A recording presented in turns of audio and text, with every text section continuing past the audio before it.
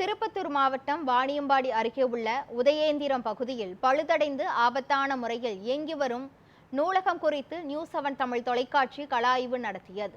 இதன் எதிரொலியாக மாவட்ட நூலக அலுவலர் கிளமெண்ட் அங்கு நேரில் ஆய்வு மேற்கொண்டார். அவருடன் நமது செய்தியாளர் தொலைபேசி வாயிலாக நடத்திய கலந்துரையாடலை தற்போது பார்க்கலாம். சார், நியூஸ் 7 தமிழ்ல இருந்து ஸ்ரீனிவாசன் சார். சொல்லுங்க சார். சார், நாங்க கடந்த வாரம் பாத்தீங்கன்னா டிஸ்ட்ரிக்ட் ஃபுல்லா பாத்தீங்கன்னா லைப்ரரி பத்தி ஒரு கலாய்வு பண்ணியிருந்தோம். அதுல பாத்தீங்கன்னா எங்களுக்கு வாணியம்படி சுற்றுவட்டார பகுதியில பாத்தீங்கன்னா உதயந்திரம், இந்த வாணியம்படி நகர பகுதியில் இருக்கிற லைப்ரரியில இருக்கக்கூடிய குறைபாடுகள்லாம் நிறைய இருக்குது. அதை நாங்க வெளிப்படுத்தணும் கலாய்வு பண்ணி. அது நீங்க பார்த்திருப்பீங்க. இப்ப அதுக்காக என்ன நடவடிக்கை எடுத்துட்டு இருக்கீங்க? அதுக்கு என்னென்ன முன்னெடுப்பு பண்ணிட்டு இருக்கீங்க சார்? சார், இந்த உதயேந்திரம் லைப்ரரிக்கு ஒரு பள்ளிக்கூடத்துல இலவசமா மாத்துறதுக்கு ஏற்பாடு பண்ணியிருக்கிறேன் சார்.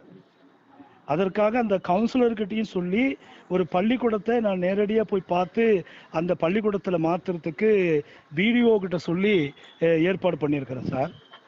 அதே மாதிரி வாணியம்பாடி நூலகத்துல அதை இது பண்றதுக்காக மேலிடத்துல தகவல் சொல்லியிருக்கிறேன் சார்.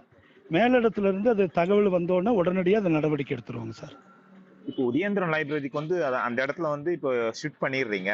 அதுக்கு அந்த இடத்துல பழைய லைப்ரரி இயங்கிட்டு இருந்தது இல்லைங்களா?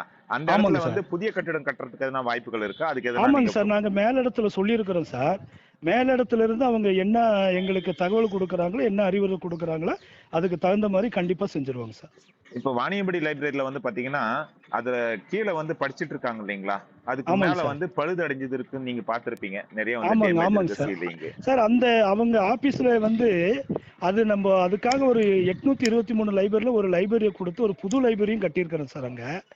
Okay sir. ஆமா, அதுக்காக ஒரு புது லைப்ரரி கட்டியிருக்கிறோம்.